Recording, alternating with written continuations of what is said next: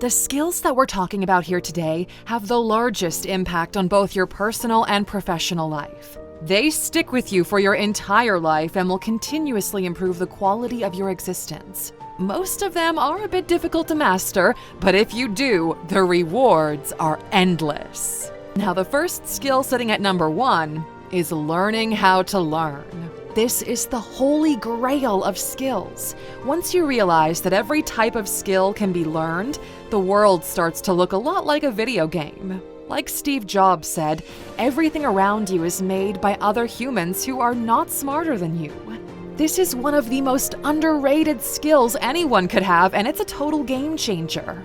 People who are self-taught learners are well aware of how stupidly straightforward it is to learn to do something from scratch.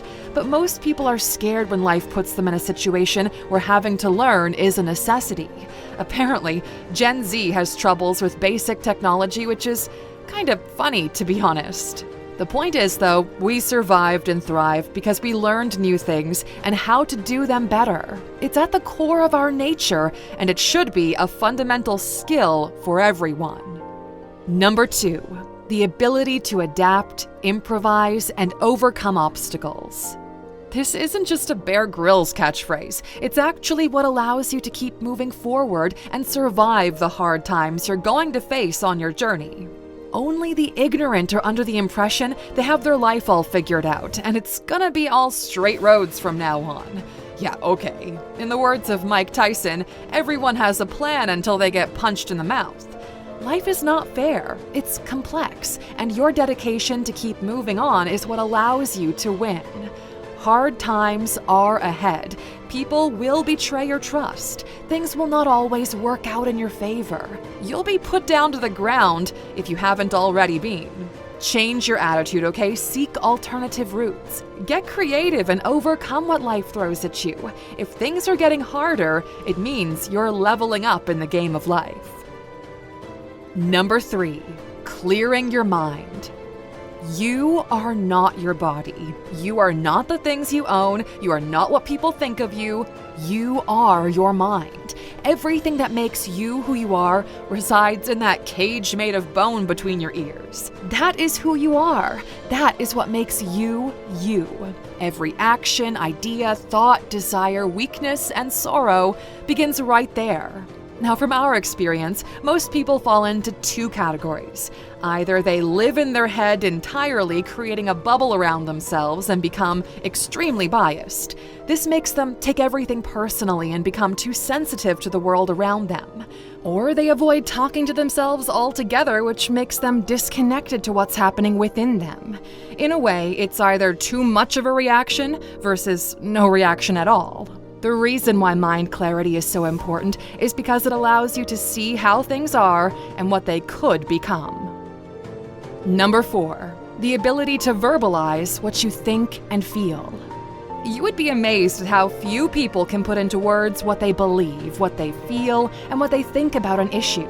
This is one of the biggest downfalls of relationships. One of the partners is unable to tell the other person what's wrong, and instead they choose to bury that feeling of sorrow within themselves until it builds up to the inevitable collapse of the relationship. And this goes beyond just romantic relationships. It's even between friendships, coworkers, and family members. People are so often scared to speak up when they feel in a different way, and that's how you end up with living a mediocre life. Because the path is no longer dictated by what would be sustainable for the long run, and instead, it's written by unsatisfactory compromises. If you're not 100% honest and involved in the process, it'll be easy to let it go in the hopes that something better will come along. But none of those parties win, and you're all just wasting time. Number 5, the ability to sell and negotiate. Everything you do is a sale or a negotiation process. If you want a girlfriend or boyfriend, you need to sell them on the idea of you being the right person for them. If you want a job, you need to be able to sell your skill set over that of other potential hires, even to yourself. You have to sell the idea that you can be and do better than you're doing today. Selling is not a synonym for lying or anything. Selling is a rational process in which you break down why your solution will add value to the other party. Selling is pursuing others to join you toward creating a better outcome for you both. This feeds right into the ability to verbalize what we mentioned earlier. Life is a constant negotiation with others, with yourself, and even with time itself. It's a negotiation between effort and satisfaction under the umbrella of time. By doing things that people want right now, you're negotiating a future where you can enjoy a life that is unavailable to many others. Number 6, knowing how to shut up, listen, and learn from the person you're talking to. How many people do you know who just never know when to shut up? If you're the one doing the talking, you are not growing because you're the one putting out what you already know. The only way for you to improve is to actively listen. And we mean really listening to someone else because it's different from just hearing them. It involves paying attention, creating a mental blueprint of the information which you can access if you need to. Always assume the person you're talking to knows something that you don't. Don't get blindsided by arrogance, okay? It's more important to grow than give the impression that you already know everything. That right there is what differentiates the real from the pretenders. Number 7, the ability to self-motivate. The first step is always the hardest in anything that you do. That's because it requires you to do something you've never done before. It involves being in new environments, making yourself vulnerable on purpose, and putting yourself in a position where there's a chance you'll fail. This is where the skill to self-motivate comes in. Down to its core, self-motivation is essentially finding a good reason to start doing something. Something you can't really do without mind clarity, which we talked about earlier. It's that initial spark that builds momentum. Those who possess the ability to self-motivate will always be one step ahead of everybody else. Number 8, building and maintaining discipline. People don't take the first step because they lack motivation, and those who do manage to make that first step, well, they eventually quit because they lack discipline. You see, after you make that first step, the rest is pretty much smooth sailing until you face your first hurdle. Some days, you're just not into it. You're a bit tired, a bit exhausted, and things get a bit boring. So you tell yourself, you know what, maybe this isn't something I actually want to do. This happens because of a lack of discipline. You see, what discipline really is a deal you make with yourself that something must be done on a consistent basis because the outcome is something that you deeply care about. And you make this trade expecting things to be hard. That's the whole point of discipline. Because if you think about it, you don't need discipline to eat ice cream every day. You could do that for years on end because it's fun and enjoyable. Which is something you can't say about achieving something of great importance, right? Because if that were true, everyone in the world would be wildly successful and extremely happy all the time. You have to build and maintain a certain level of discipline to be able to withstand the inevitable stress and resistance you'll have to face along the way. Number 9, energy management. You start off the day with 100% energy levels. That is, if you had a good enough sleep. And through the day, it goes lower and lower until you feel exhausted. Now, here's the thing. There are multiple types of energy. Physical energy is the one that most people think about. It's how energetic or tired your body feels. But you also have mental energy, which is consumed when you focus or you have to be creative. There's also emotional energy, which gets depleted when you have to deal with people and social situations, and so on. But here's where it gets interesting. Different tasks consume different types of energy, and people have a bad habit of filling up days with stuff that consumes all types of energies all at once. They try to get up early, be really productive at work, sit in a bunch of meetings, get dinner with friends, then somehow still have the juice to go work out. And then they complain that modern life is too chaotic for all of these things to happen. Well, yeah, okay, no shit. If you look at highly efficient people, you'll see that they organize their days based on the type of energy that's needed and bulk everything up. Monday might be for meetings and only that. Tuesday through Wednesday might be for heavy creative work, where they're absolutely unavailable. The end of the week might be time for admin work, and so on. The moment you start mixing things up, well, that's when everything crumbles and you feel out of focus and unproductive. Because you are. Number 10, the ability to read and understand. To this day, we still can't believe how few people are aware of the power of books. The fact you can learn from someone's entire life experience in just a couple of days is literally the biggest knowledge leverage available. It's never been easier to get access to valuable information or strategies and advice. A single book can change your life. One page could spark an idea in you that would transform your entire existence.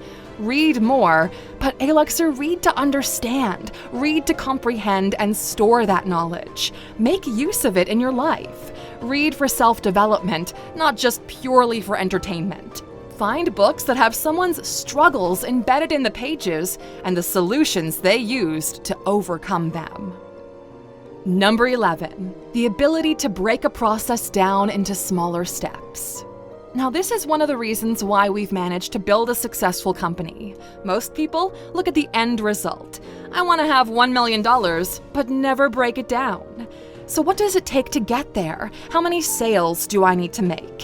What needs to happen every month, and every week, and every day, so that at the end of the year, I can hit that goal?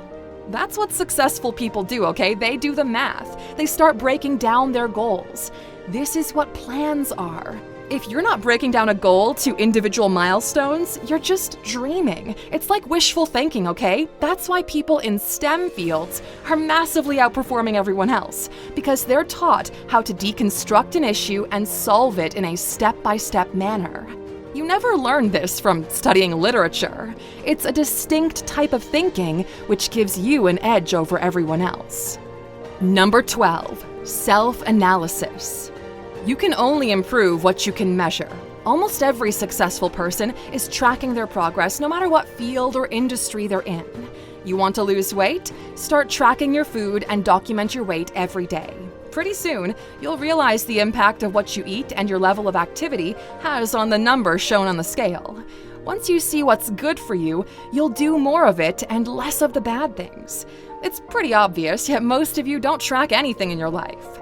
We have analytics for everything that we want to improve. The analysis shows that you've got a clear picture of what you're dealing with, from your actions to your feelings.